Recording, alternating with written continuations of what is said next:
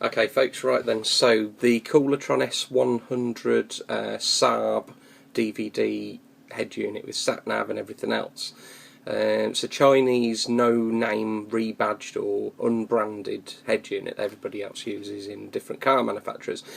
So I've been having problems with my steering wheel controls in a Saab 9.5. It's a 2006 to 2010 Linear Sport Estate TID. And on Amazon, it now says, I don't know whether it said when I bought it, but if the car has CANBUS cables inside the dashboard, then the steering wheel controls won't work. You know, so you think, well, great.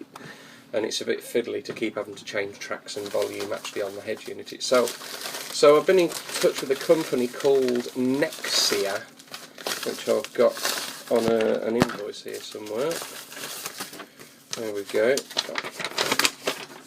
Nexia, Nexxia, 0800 881 8565, and it's nexxia.co.uk, nexia.co.uk. I've emailed them links to the video that I put up on YouTube and also all the information that I've probably blurbed on about before. And what they've done is they've said to me, we've got two things that you need.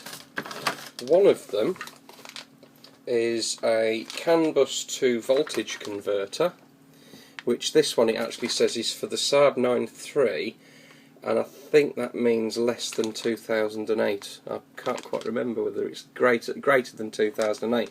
So I'm hoping that's got the same CANBUS in as my 9.5, because they're about the same age and they do cover each other.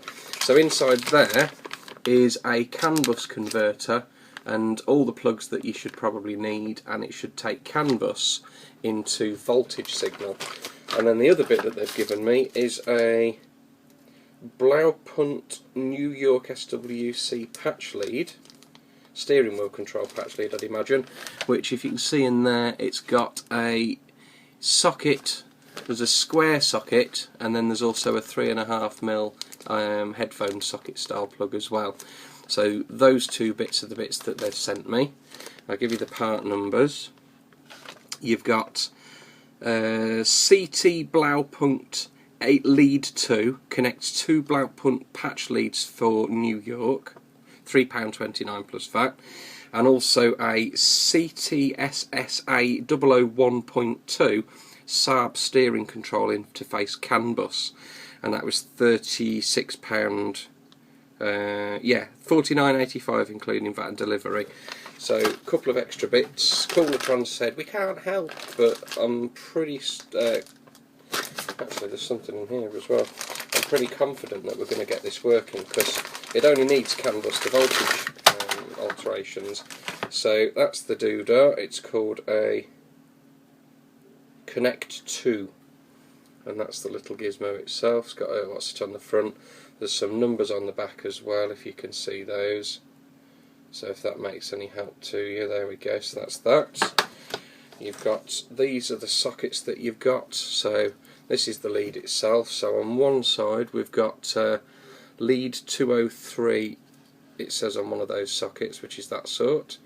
And also there is a littler one which looks like it goes into that patch lead. And then there's some CANBUS type wire connections there, and another one there. And then that looks like CANBUS connections in that side as well. So I'm thinking that's the Saab side and that's the head unit side. And then that will go in between somewhere. That'll probably click onto that. The car's things will probably go onto that, but I'll leave that to the auto electrician. But what is in here is an installation guide. So I'm going to hold this up. I don't know whether it's going to be good enough, but this is on Nexia's website. So if you follow, I'll put a link in the description to the actual products that I've bought from them, and then there is a how to install link on their advert, and then this PDF is there as well. So hopefully we're getting somewhere now.